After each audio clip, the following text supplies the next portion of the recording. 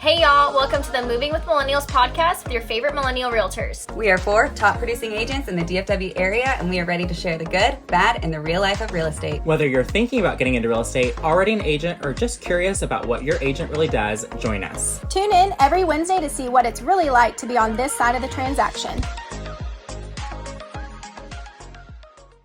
Hey y'all, welcome to another episode of Moving with Millennials. Today we are talking about the home selling process and the steps to do it. Yeah, this is part of our back to school series. So this is actually the 123's of the home selling process. Yes. There's actually 10 steps. So we're going to give you guys 10 steps of the home selling process. Cool. And I think this is good if you're a real estate agent. If you're a new agent and you're like, what are the home selling, steps? You may think that you don't realize that there was 10 steps. But then there's also, this is going to be a great episode if you are looking to buy or sell a house and you want to just know more about what that process looks like. Now, obviously, your agent should hopefully go over the selling process with you when you guys meet. But I think this is also great to get you prepared and what to expect for that meeting. And it's definitely something they don't teach in real estate school. They're just busy teaching you how not to get sued. Yeah, yes, definitely. And especially if you have your first home too and you don't even know, and you've thought about it and you're scared or daunted about it. This is a good podcast to listen to because it gives you maybe a reality check, but also you become prepared. Yeah, I feel like a prepared seller is the best seller. Right. So it's like knowing what to expect is always the best. For sure. So, okay, well, let's dive in. So step number 1 to the home selling process is meeting with your realtor. Yeah, so the first step is to meet with your realtor and have that initial listing consultation and really going over all the things about selling your house. And then what are some of the other things that we talk about in that listing presentation? Go ahead. Go ahead, go for it. The biggest one is marketing. I mean, we heavily market on social media, but there's all different platforms to marketing your home. So we go over that and how we're going to market your home. That's a big one. Yeah, how we utilize all the tools and the latest technology in order to get the most money for your home. I think this is a big one with marketing is pictures. I think long gone, hopefully, are the days where people have been using their iPhones and more people have been leaning into professional photos. But this is huge with marketing. I know a lot of us do flyers and mailers, and I think having those good pictures out is so important, especially in the MLS. You said something the other day about pictures. I don't remember. Yes, you do. Do I? Yeah. Did I? I don't remember. Oh, yeah, going live without pictures is like the kiss of death. Yeah. I won't do it. I'm always like, why? I Even just don't if get I it. have one, just one photo, 2. Give me something. Something as a placeholder. For sure. Yeah. And go ahead. We're seeing more staging too now, just with the market shift, or that the market has changed a little bit. We're seeing more of that become normal. Yeah. For sure. Yeah. I think this first appointment too, when you're meeting your realtor, you're interviewing them as a client, as an agent, but they're also interviewing you. So I think it's really important for clients to know that. That's a chance for us to also make sure that we're going to be a good fit for you and that we communicate in a way that is going to be a good match for you. We want it to be a healthy relationship, so that kind of symbiosis is really important. So I think that's a good thing to know too, is you're basically being interviewed as well. For sure. And that's where we also set expectations. So that's where I set expectations around my work schedule when I communicate, maybe possibly having my daughter at showings. We'll talk about open houses, all those things. So I think that first meeting is also, it's an interview for both sides, but it's also a chance to set expectations so that way there's no confusion during the process. Yeah, absolutely. It's the really important part. Yeah, absolutely. I love that. And then also just talking about how we represent you as the listing agent and how there's a difference between that and the buyer having their own representation, as well as negotiations, how important it is to have someone negotiating on your behalf. I can tell you right now, so many times that I work with clients, they would just want to give away so much. And I'm like, no, we don't do that. For sure. Before you start fixing everything, let's just, negotiate. Yeah. So it really does save you money, I think, when you have an agent just in negotiations. And then we'll also talk about pricing. So obviously that's a big part of selling your home is what's the price that it's going to sell for. So, which actually leads us into step number 2. Actually, yes, going back to step 1, Brandie pointed that out. I think it's important to know that homes listed by a real estate agent sell for a median price of 26% more than homes listed for sale by owner. So, of course, when you're selling your home, you want to get the biggest bang for your buck, and the best way to do that is to hire a professional to help you do so. Yeah. And I think so many people focus on like, oh, I could be saving, that commission or whatever percent, if I don't use somebody. But I think you have to think of it as like a business expense too, where, yeah, you are saving, but you're also netting much, much less. And like Brandie just said, we found, NAR actually found that sellers are netting 26% less than if they were to list with an agent. Right. So I always kind of explain it. There's a lot of times where you have to spend a little bit of money to make more money. Right. And it's also like doing repairs. It's like, or updates to your home. There's certain things that you can do to make it present better. And that, you may spend $5,000 on, fixing or updating or, making it look a little bit better, but then you're going to end up netting $10,000, $15,000, $20,000 more sometimes. I really feel like we could have a whole episode about this, and we might do that because we could go into like how important it is to have an agent, like just in detail. Yeah, for sure. And like when repairs, like when the buyer's agent is going to send over their amendment for repairs, we work with both sides so we know like what's reasonable, what's not. That's a huge thing. For sure. Yeah. Okay, let's dive into step 2. All right, so step 2 is pricing your home to sell. Yeah. This So I think this is so important. This is like, imperative. Even when the market was absolutely crazy, like it's so important to price it right from the beginning, from the get-go. Exactly. Especially, it depends on the market too, right? Like we're coming out of this crazy market, we're used to kind of like pricing ahead of the market. Now within a split second, we're now having to kind of take a step back and be able to price it with the current market. So. Right. And with pricing, we always want to make sure that it will also appraise. I think I'm seeing appraisals are coming back a little tougher now that the market has shifted. So we need to be careful with pricing homes because you want to price it to where you're going to bring attention to it, but also where most people are going to get financing. They need it to appraise as well. Right. And if they don't, then you're going to have to push them to get that waiver. Yeah. So when we think about like what your home is worth, I mean, what your home is worth is not what you paid for it. Yeah, what your neighbor sold. Not what you need. Not what you need Not or what you you want. Yeah, exactly. Yeah, for sure. It's also not what maybe another agent says that it's worth. It's also not what the county says it's worth. Right. Yep. Yeah. Not what Zillow says. It's estimate. Yeah. Or what it costs to build it today. It truly is what it's worth is what a buyer is willing to pay for. And the way that we figure out what we think, because I always tell people this is an estimated market value because I can't tell you exactly what your home is worth until a buyer tells us what it's worth and what they're willing to pay. Sure. But what we can do is we can use what are called comps or a comparative market analysis, and we pull the most recent, sold properties that are as close as possible to yours to come up with this CMA in order to say, hey, here's kind of what homes are selling for with the similar, bedroom size, year, everything else. Yeah, exactly. And this is where I think we should list. From there, it really is just you put it out to the market and we got to see how the buyers or the market responds to that price. For sure. Yep. So. And that's one of those too where it's like you should have an idea of whether or not your price is kind of like on the mark within the first 2 weeks or so. I mean, it used to be within the first 72 hours, For sure. But now, it's like it should be about 2 weeks or so, and you can kind of have a good idea of it.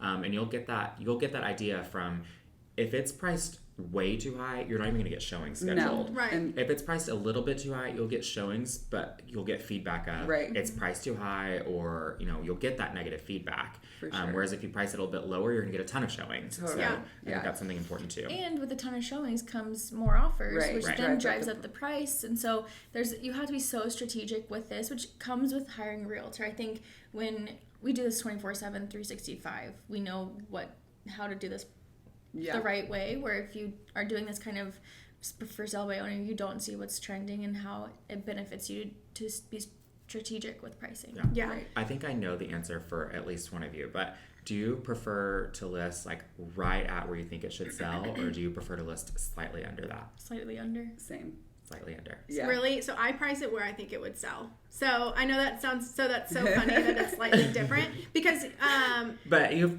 also been in different markets. Yeah. So I've been in different markets. Now, right now, in today's market, we probably should price slightly under, but historically and usually I'm pricing where it should sell. And that's because I do still see we still see where we're still able to get enough attention to where we get at least that price or more. So pricing it under, while that is a good strategy, and it's certainly much better than pricing it too high. And thinking, there's wiggle room. I think a lot of sellers want to price it higher so they have wiggle room with negotiations. Yeah. And I'm like, there's only so much wiggle room. This isn't like it's just there's a misunderstanding on how that works. For sure. But I actually have, so my biggest thing that I do when it comes to pricing is, you were saying like the longer it sits on the market kind of thing. I have a 10 rule. So either if we have 10 showings and no offers, or the house sits on the market for 10 days with no offers, then at that point we reduce the price. Got it. So my rule of 10 is that. So I always have that conversation if I feel like we are slightly listing on the higher side,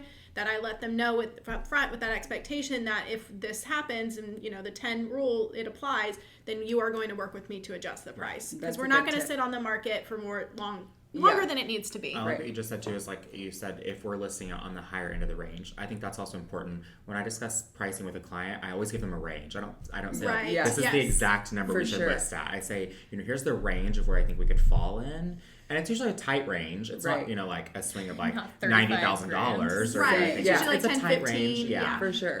But we kind of then talk about, that's the range, really looking at the comps. Do we think we're better than those comps? Do we think we're like mid-range for the comps? Or do we think like some of those comps are like, maybe a little bit more updated or whatever? And that's kind of how we decide. Right. But ultimately, I do a range as well. I do too. And I usually do adjustments after that. I mean, I don't go in and with a set price because I haven't seen the house yet. Right. So. Sure. Absolutely. Yeah. Absolutely. Okay. So I think that's important too, though. A realtor should not price your home before they see it. Oh, yes. I think you do not ever take the price they give you if they've just walked through your house and then have a meeting. I always bring comps, and then after I leave, I will send them an email and say, hey, after reviewing. Sure. Do you want me to? No, I'm loving this because it's exactly what I do. So can I give you guys I'm going to like totally give you one of my like lines that I use on a listing presentation. I think I know what it is. I think I've told you guys. Should I tell everybody? I think I use it too. So I think it is true. So if I'm up against multiple like agents, or they're interviewing multiple agents, and say I'm like the second or third whatever of agents, or maybe I'm the first, and the other agent the seller tells me, the other agent told me it's worth X, and I said, well, did they give you that number at the listing appointment, or did they give you that number after the listing appointment? And usually they give it to them at the listing appointment, right? And I say, well, here's the deal. I'm not doing my job right if I were to give you a price right now. And I say that, and I'm not saying... I love it. I say this, it's and I said... a little wink and a nod of like, well, they aren't doing their job right either. Yeah, right. So I love it. I can tell you, 9 times out of 10, they start to think like, and I explain to them why. Like, if I've never seen your house before, even if you give me photos from when you bought it, 5 years ago, I still don't know what your house looks like. I don't know the condition of your home. So I explain to them, I can give you a range, which I do. I usually come with a range, and I say, I can't give you an actual number until I make adjustments now that I know what the home looks like inside. Right. So then I do go back and I do my adjustments, that little Excel sheet, and I make sure that we're, where I kind of think we need to be. So I can see when I say that, like a light bulb hits where they realize like, for sure. So I love that little line. I don't know where I got that from. I think I said it one day and I was like, ooh, that works. I love it. All right, step 3 is preparing your house. So it's time to get your home show ready. We're going to walk through your home together and discuss the ways your property, how to make your property as appealing as possible to potential buyers. Right. I do sticky notes. Do you? Yeah. Oh, that's a great idea. What to remove. I take pictures. That's a great idea. Or I should get those little skinny stickies. Yeah, we go over like everything, how to declutter everything, but I'll point out like the big things, and then I'll type little notes to them. Yeah, sometimes it's so gratifying to go through with the sticky notes. Like, this is gonna go. This is gonna go. You're like, it's not me. It's the. I'm like, it's cluttered. Like, get this out of here. Do you have like a certain color that's like trash that? I should. I love it. No, but it's so satisfying seeing like what it looks like at the listing appointment, and then when it's like ready, like it's such a 9-day difference. And I think I do more of an overview. So I call it pre-packing. I never call it like, I say depersonalizing, decluttering, but I tell them, hey, let's pre-pack, right? We're about to move. Right. So, anything that they can grab under the size of a baseball, I tell them that's something to pre-pack. Yeah. And I do go through and I say, hey, obviously a lot of this needs to go down. I let them kind of do it. And then that second time I go out, because I go out a second time before photos, that's when I'll start saying, okay, let's move this, let's take this down, let's put this here. For sure. So I do more of that at that time. Yeah, I have them remove like personal photos, anything religious related, even like Political. sports stuff. People can go Anything be personalized crazy. to them, it's pictures, all that. So this is also when you're going to do like any improvements. So we've talked about like what we actually have episodes about this, like what's cost effective improvements. I get a lot of questions on, hey, should I make this change? And a lot of times I tell them no. If they're doing it strictly just to get a return on that investment. And then upgrades and repairs, again, depending on what they are, we'll talk about what's best for you to do. And then reorganization and maintenance. So I think anything that needs to be that's maintenance related, like I ask them, do you know of anything that's not working or that you want to fix? Sure. And they usually say yes, and I say, okay, we're going to fix that. That needs to be done. Another thing I like to tell my sellers is just a deep clean. Like Oh one my gosh, good deep clean 100%. before pictures, just to make sure that it's fresh, the house is ready. That's actually on my listing kind of like presentation for them. Is I talk about the schedule. So my going live week is you will have your house professionally cleaned, or you personally will absolutely deep clean it as much as possible. Monday we take pictures, Tuesday we get them back, Wednesday your house goes live Thursday. Yeah. So it's like I give you that week. You have, So then it's like we then can backtrack and kind of figure out, okay, if we're listing this date, this is when you need to be pre-packing. This is when you need to Timeline be fully for it. ready by. Exactly. Yes. So we work backwards. Yep, Yeah, for absolutely. All right, so getting your home ready to sell was step number 3. Step number 4 is listing prep. So this is when we will send over all the disclosures, the seller's disclosure, the listing agreement, which we need signed before we put it on the MLS. So all of the paperwork, we'll hire our professional photographer to go out and photograph your home.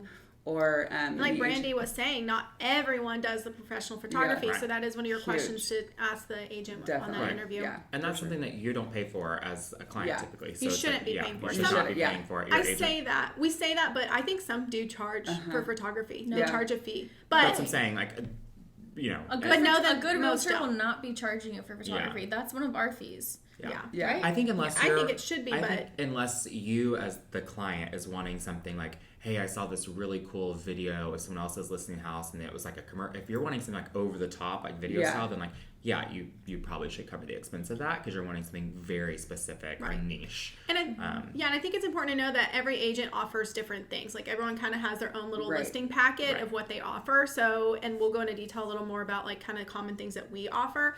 But that's where getting that information, if you are interviewing multiple agents, to ask those types of things. For sure. We'll also put the lockbox on the door and put our yard sign out as well. Yeah. Yeah. So really just getting all like crossing the T's and dotting the I's right before we go live to get the home ready. I always say too, the paperwork is so important to get done as quick as possible because we have to send it through compliance before we can submit it to. So Yeah. Well, and if you're a real estate agent that's listening to this, you need to get that listing agreement signed before sure. you even put the absolutely. house or do anything with the house. Yeah. Definitely. I am going to be like the stickler on the yard sign because y'all know how I feel about it. But do not put the yard sign. It does not go in the yard. And like it has to be, once it's in the yard, the house has to be in the MLS within 24 hours. Yeah. That's a Either is rule. coming Yeah. soon or active. It has to be in the MLS within 24 hours. Right. There's like, I get so angry with agents that do this because you'll have a client that's like they'll drive by it or something because they really like that neighborhood and they're like, oh, can you call about that house? And you call and like, oh, like we're not going live anytime soon. Right. Like, then get your sign out of the So yard. it's I'm like, old I'm gonna fashioned. drive over your You sign. can- Yeah, you it can makes me get so fined mad. for it. Oh, it's a good size Well, fine. that's what I was gonna say. It's really old practice to do that now because like that's what we used to do. You could put a sign in the yard and it could be I think you were allowed to put it for like a month almost, or even, I don't even know if there was a rule at one point. Yeah, like there how long wasn't you a rule, I could. don't think. As long as you had, I think you still had to have like a signed listing agreement still because in the listing agreement it says that I'm going to put a sign in the yard. But yeah, there was no rule. Now MLS, at least here in Dallas, we have, or DFW, we have the rule that, yeah, it has to be in coming soon status within 24 hours, whether you put this sign in the yard, market it online as it coming soon. All Or of even that. if your client markets it and puts like if they like publicly say it's the Oh, if really? they I if they didn't know market that their own much. house publicly and say like our house is about to go for sale, then same didn't know thing. that. Yeah. So I tell my clients like you can like once I post like the marketing pictures and like whatever, you can repost that, but don't post anything before we do. Until we got Yeah, it. for sure. I didn't even know that, but most of my clients wait anyways, I think, till I get a professional photography. Right. So, okay. So step 5 is creating a buzz. So once that sign goes in the yard, Yeah. we do. So this is, and a lot of times this is kind of in your coming soon. So not every agent does this, not every listing needs it, but a lot of times for up to 2 weeks, you can be in what's called a coming soon status in the MLS, which means you're not really actively showing the property. It's just a chance for us to like really market it and really get people excited about it so that when showings do start, that there are as many of those lined up as possible. Interesting fact, a lot of people say you cannot do showings during coming soon. You actually can If the seller Yeah. approves it. Yes. Mm-hmm. I did not know that either. Yeah, I've done I that thought it was several like times. someone one time an agent told me it's illegal to do. Yeah, because I I've called had to people push back ask. too, and I'm like, nope. If your seller's okay with it, you can If show the it. seller approves It's it. like I don't know about it being illegal. But Not very many things that are. Well, I mean, there are, but I was like maybe unethical. yes, Yeah, exactly. right, But yeah, that's you what I mean. actually can. So if the seller okay. approves it, Do they have to sign off on that? or yes, you anything? need to get it in Okay. writing that they Yeah. approve that individual Okay. showing or whatever. But absolutely, if Good they to can approve know. it, yeah. So you just have to be working with an agent that understands the rules. Clearly, I'm not one of them. Well, I would send you the little blurb Yeah. in the rules of where it explains that. It's yeah. a new rule, so Yeah. to Like, me, you know, at like a least. year. I know, but I But went you've been so pregnant. many years She's without been it. on maternity leave. That's Yes. perfect. Mom brain pregnancy. Absolutely. This is just such. How many of you guys do flyers? I do I do little it. bifold booklets. Yeah. I do that for all the showings, and I also do like coming soon and just listed postcards for the neighborhood. Yeah. Yeah. I mean, this creating the buzz is like kind of what the marketing. Every Yeah. agent kind of does different things. So between doing that with the property books, the flyers, like Brandie was mentioning, social media. So I personally also do. I think you guys also do like a website, like a personalized website for the property. I know we utilize things like the text code Yes. writers and whatnot also. But yeah, social. I think that's the biggest place right now Yeah. that. The four of us, I'm going to say the three of us, there's me as well, the four of us, we create that buzz is through social media. I feel like that's where a lot of our buyers are looking sometimes. Yeah. For sure. Do you guys do Facebook ads? Yes. Yeah. Me too. Or more so Instagram. Yeah. Well, I think we do both. They like tie into each other. yeah. I do both. I definitely have seen yours. Yours come up on mine. Yeah. I've always wondered, like, do people actually see this, or am I Yeah, they just do. paying Yeah, no. for it You to can go into filter space? it by like people who are looking on you know, Yeah. online platforms or Yes. whatever. Yeah. But That are social searching. media is huge. SEO. Well, not currently, but in the past I have. It just depends on weather and like what the property is. But I will also door knock with flyers, and it's typically more of a postcard style, but it says like, pick your new neighbor. And so like that's like I always do That's that. cute, And fun. so, Cheeky. yeah. I love Yeah. cheeky marketing. Yeah, so it's like, and I tell them like, yeah. you know, like you may have friends or family that want to like move closer, and maybe you have family that you don't want to move closer, and you don't have to share this with them. But you get to the choose people, that yeah, they don't so live like, next but to like you. people that you do want to move closer, like Yeah. share it with your best friend or whatever. And actually, one of my first closings came from an open house that I did kind of like right over here, and I got 3 clients from that open house, and it's like I door knocked Yeah.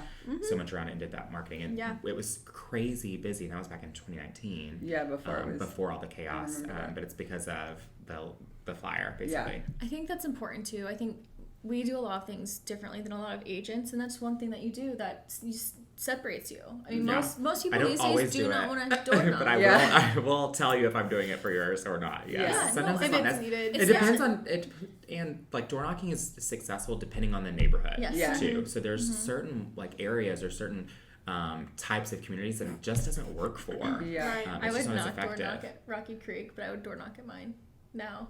Yeah. Yeah. Yeah.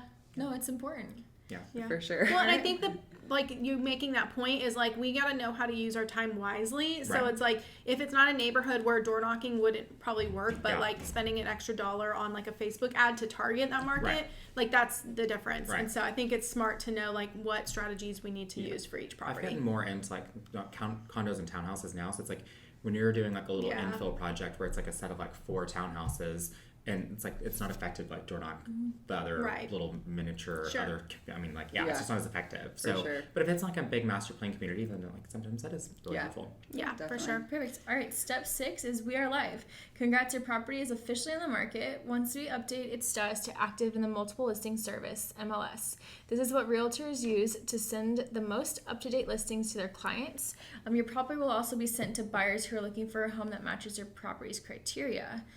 Yeah, so with the brokerage that we're with, we actually are able to not just only list it on MLS, but it actually syndicates out to over 450 sites. So that's why I tell my clients, like when I'm on the listing appointment, like you're going to get even like Walmart.com, which is so crazy, has apparently listings, like they show houses. So your sites or your property is going to touch any and every site that we can imagine. To be able to capture as many buyers as possible. For sure. Especially everyone's favorite one. Yeah, Zillow, Realtor. Yeah, all the major ones that people mainly talk about. Yeah, even Google, all that. Like they're going to touch all those. And the reason online I talk about as like a big part of this is because being able to have that reach as far as possible. And this is one of the advantages to listing with a real estate agent, because if you aren't listing with a realtor, you're not able to you can put it on some of these sites, but you can't put it on all of them. Right. So being able to do this, because we know that home buyers, over 55% of them start their search online. Yeah. Some may start with like a real estate agent with their search. Some may start with like going to look at yard signs. Right. But most, before they even meet with us, a realtor, they have already started looking online at houses. For sure. I was going to say, how many people call you and say like, okay, I'm ready. I've been looking saw this online for house. 6 months and now I'm ready. Almost every single one. Right. Yeah. And there's still 1.1% that use print or newspaper. We gotta be able to all of our accommodate. Yeah. So this is when showings also start, or it is when showings start. So this is, we use, it used to be called CSS, and now it's called Showing Time. Yeah. So this is, as the owner, you're going to get a text message that's going to come through, and it will say an agent is requesting a certain showing time. It'll give you a chance to reply with a Y for yes or an N for no if you can't do it. I always tell all of my clients, before you decline any of them, please text me and let me know the reason, and I will talk to the agent and try to get them to reschedule. Sure. So now, if they download the app, which I have them all do, they can actually give a reason when they're declining it and suggest another time. Yeah. I always like to be the one to handle it, though, as a control freak. That is true. Well, no, that is good. It's more professional. Yeah, I like to call the agent and be like, hey, they're going to decline it. They're going to say this, but here's what we're working with. Can you do this time or this time, or how can I accommodate you? Right, for sure. But I even tell my sellers before even declining or whatever, if you have a time that's not going to work for you, that's consistent or like once, let me block it before you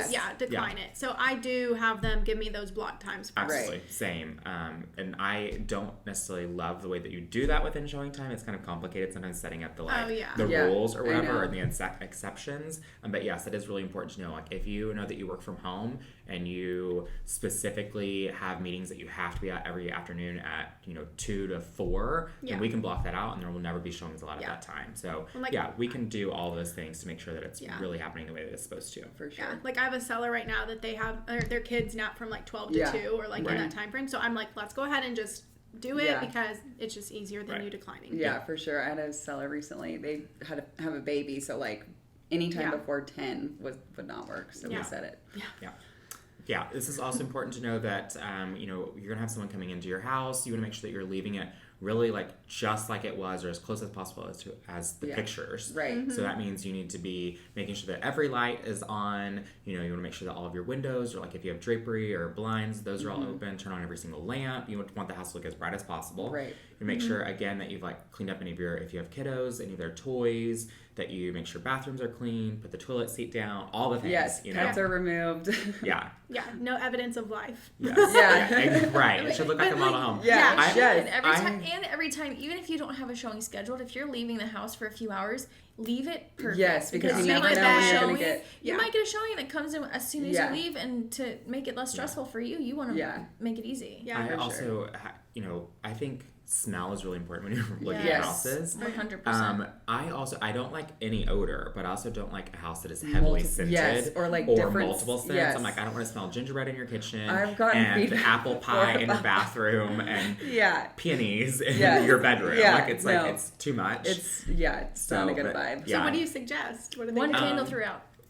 I don't even, don't leave candles while you're. I don't do candles. I actually have walked into a showing, there were candles burning, and I texted the agent and was like, your client left candles burning, do I need to blow them out? But don't you feel like, in our house, we don't have them on, but I feel like just having that candle sit through the home, like it does have a fragrance. Oh, so I just would do wallflowers, Glade plugins, the Pura, or the candle warmer, any of those that you want to, but I also am kind of like, your house should have like 1 cent. Right. Yeah. So I like in the person that like, yeah, my entire house is Volcano by Capri Blue. It's like the same thing as Anthropologie. I was so it's gonna like say, all over. It smells the one. It's the so one. if scent. you had to give a seller like a signature scent or scent to use because you're so good at this, what's that one scent you would tell them? I mean, like I do like Volcano because there's some citrus in it. There's is it some pretty warmth. neutral? Have you been in Anthropologie? Not enough to know what it smells like. Well, so So most good. people I can know smell it. it It's right like now. almost like the signature scent of For sure. It's like Anthropologie Hollister and too. Abercrombie. Those So are your what's little. the- Exactly. So what's So the it's got- cheaper version? So Bath and Body Works does have sun-washed citrus, and it is almost the exact Really? same thing. Okay. That's good to know. So it's So light. I actually it's use not the too sun-washed much. citrus hand soaps, even like all in my house, all the Oh, that's bathrooms and the funny. kitchen, because it's the same Sun-washed scent. Yeah. citrus. So either something like that that's like citrusy because that gives like a very clean smell, but that one. Volcano also has like I don't remember what the warm tones are, like what the scent is, but it also has some warmth to it. That or anything that's like mint based is always good too because it's just it makes you think that it's clean. So it's a good one that's not like, it doesn't smell like Lysol, but Correct. it smells like, okay. Yeah. Okay, that's a good one to know. Because Yeah. I get that question and I'm like, just keep it very neutral. Like, I forgot what the scent I normally go with, but I'm like, and I say do 1 scent throughout, but nothing, Yeah, nothing too crazy. Yeah. And I mean, this is a good time for you to just like turn on the lights before, a showing and everything else, really just getting it ready when you have that showing request. So it shows in its best light, really. Yes. So, all right. So step number 7. So step number 7 is presenting and accepting an offer. So once we have an offer, this is the point when the agent should sit down with you and present that offer to you. So there's different things that we can talk about. It's not always about price. Now, price, of course, is usually the number one topic. Like, what did they offer? Right. So I think what we do with sales prices is we can run you a net sheet to show you exactly the amount that you're going to net at that price. Which is important, but things like closing cost, move-in date, additional property, maybe they want to keep, half of the furniture and the refrigerator, so we have to put that into consideration. And then different things throughout the contract, like option, earnest money, are also important to talk about. For sure. A big thing that's become popular is leaseback. I think a lot of people need a lease back too, and so if buyers are willing to give that for free or for a lower price than someone who's charging them a full month's rent, right? Yeah. That's been appealing in 2 of my sales. Right. Yeah. Absolutely. I do think it's important, like you said, like there are so many terms. So many. So it doesn't just come down to price because there are so many other terms that can affect really how much you're walking away with. Like, so it's kind of important. Like I know, like in the craziness, like I put them all in a spreadsheet and compare all the terms because it's like even who's paying for title, that's a few $1,000s difference, and closing date if someone can close quicker and you're not going to have to make an extra mortgage payment. All those kinds of things really affect us. I think it's important to look at all of them. This is also then your chances, like the seller, like if it's not where you want, you'll talk to your agent and you guys will counter. I try to always have my clients counter because I tell them like just straight up rejecting an offer is kind of like giving them the middle finger and telling them to go away. I had a seller reject an offer. Yeah, and so I did too. So it's like, and it sucks. So it's like I tell them like even if it's like even if it's like super low and like you want to like stand your ground, like be like we're countering at our say. It's like just. I just try not to reject. I don't know. Yeah. It just depends. I mean, the seller can. Yeah. We got a lowball cash one, and the sellers were like, "We're not even going to entertain that." Yeah. I mean, it was low. Yeah. I'm laughing because I had one seller. This was several years ago. That it was a pretty good lowball offer. Like it was. I don't remember this how much under, but it was a pretty low offer. And I remember my seller saying, "Let's counter, but let's counter at $20,000 over the list price." And I had to present it. Wow. I had to. I was like, no. That is like my client that rejected a list price with no contingencies offer during all the craziness. Wait, they rejected a list price offer? Price? Why are they even There were selling no them? contingencies. That would make me mad. There was a lease back They wanted and something more else. than list? They wanted more than list, and they wanted a longer lease back, everything, and they didn't even counter. They were just rejected. I know. Well, and can you imagine going back to that agent and be like, it's a great offer. Unfortunately, my client's gonna wait for something better. It's kind of one of those things. Like, yes, as a client, keep in mind that like we do have to do what you ask us to do, but like it's our professional, kind of like our livelihood in a way. It's like go back and kind of do something that's maybe not the best practice. Right. No. But also they need to realize like. In that case, we probably, and I'm sure you did this, you probably did tell him, and what's the word I'm looking for? Oh, I advised him. Like, you advised him, yeah. yes. I was going to say that this is probably the best offer you're going to get. Yeah. And obviously to get full price, those kind of sellers and buyers, I think they really kind of shoot themselves in the foot because I don't know what the situation, how it ended up, but a lot of times, 9 times out of 10, I would say that seller probably is going to end up with an offer less than we were priced slightly above what I even thought we should have been listing at. Great. And we had gotten 2 other offers that were lower. And he was like, I think, and there was possibilities of other offers coming in, so he was holding out. And we did get one slightly better, but not enough to not risk enough it. to warrant it. So and sellers were greedy at one point with this 100%. market. And I was representing the buyer on one, multiple offers. They set a highest and best deadline. They had like 40 offers. This was when it was like absolutely crazy. The seller chose to remove the listing, take it off the market because they saw another listing that was a higher list price. I'm like, you already have these 40 offers above list. Why are we doing this? Wow. So they likely I think when it comes to like negotiations, like every situation is obviously different, but I think the end goal, and at least I know we talk about this, is we want a win-win. Like I think it really truly needs to be a win-win for both the buyer and the seller. While we may represent the seller in this situation, we still have to make it a win for everyone. I think that's always the best transaction. They go the smoothest. Everybody's happy. So if it's a win-win for both parties, then it's a win for us. Sure. So when we're presenting offers, we're also looking at the type of financing. We're communicating with the lender. We're looking at that financing period. Yeah, there's all sorts of things. I called a lender recently on an offer, and he had no idea that they had like even put in an offer. So I was like, "What in the world?" I like, know. No. Before I submit mine, I always call my lender or text them back, "Hey, we're presenting, we're submitting an offer," and they go ahead and call the agent. They don't wait for the agent to call them. Yeah. Which takes us to step 8. Yeah. We're here. Clearing contingencies and talking to lenders. Yeah. For sure. Here in Texas, we're really lucky. We have what's called the option period, which is a negotiated portion of the contract. You pay a little bit of money, and it basically gives you the continued option to purchase the home. So it takes it off the market for however many days you negotiate, and then you have a chance to do your due diligence and get inspections and really make sure that you want to move forward with the contract. If you decide to terminate during that, the only money that you lose is the amount that you've paid for that option period. So that's kind of like, that's really the main contingency most of our contracts deal with. It's almost in every single contract. For sure. And what that looks like on the seller side is obviously you don't lose any money, but they could lose that money, that option money to you. But what we're doing during this time is if they do present us with repair requests, then it's our job to help negotiate to minimize any repair requests and expense on your part. For sure.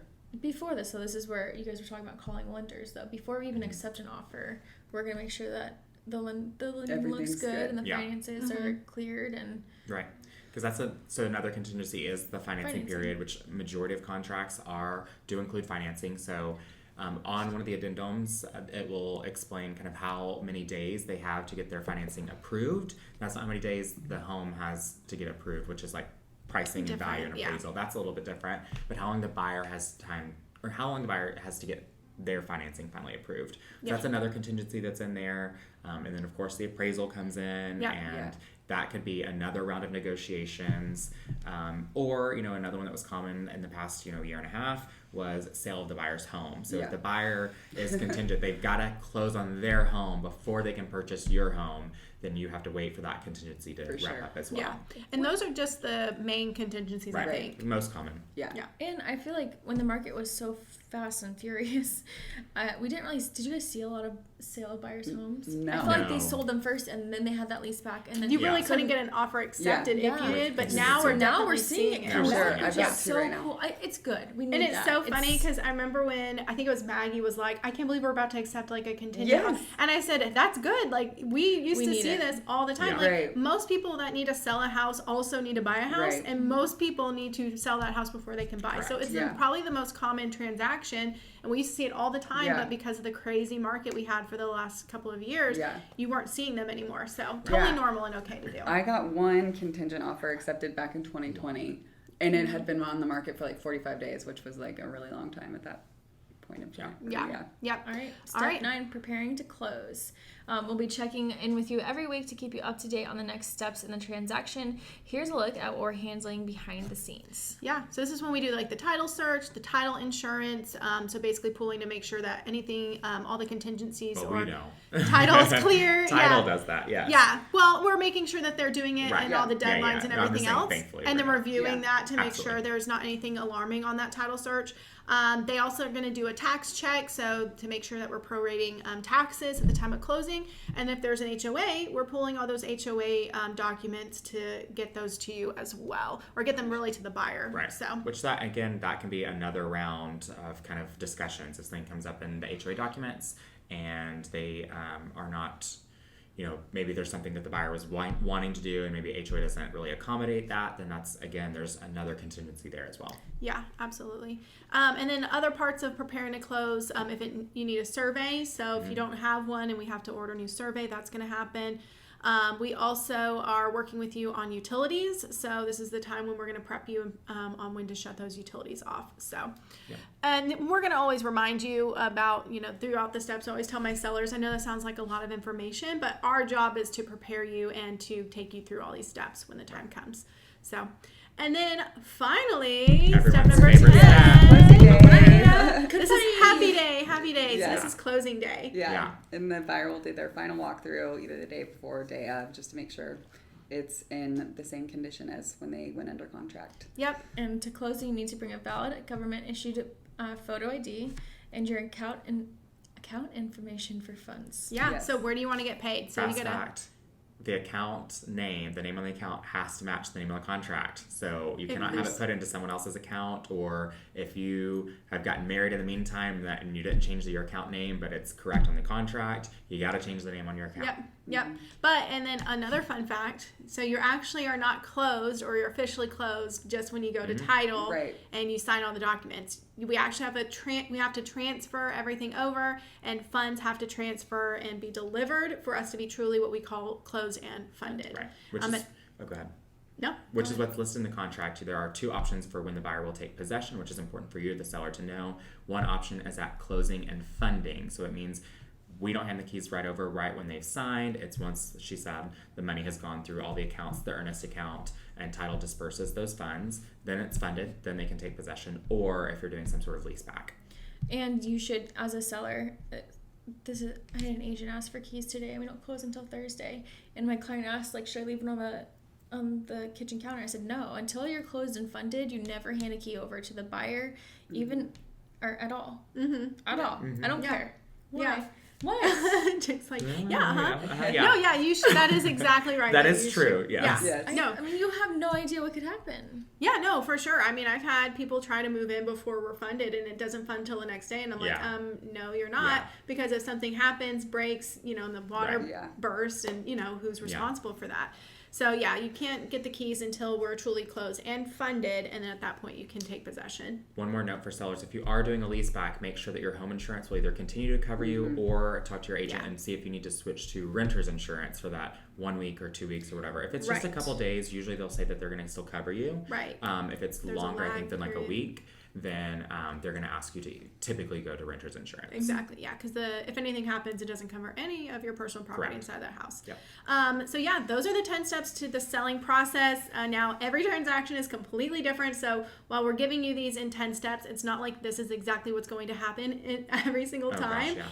So that's why it is important to work with an agent who not only understands these steps, so hopefully this was very useful for real estate agents listening, but just knows how to really go with the flow and make sure that you're on top of things and deadlines are being met, because there's a lot of moving parts when it comes to selling a house. So absolutely. For sure. All right. Okay. Well, thanks, guys. Thanks. And we'll be back next week with another back to school episode. See y'all then. Bye. Bye.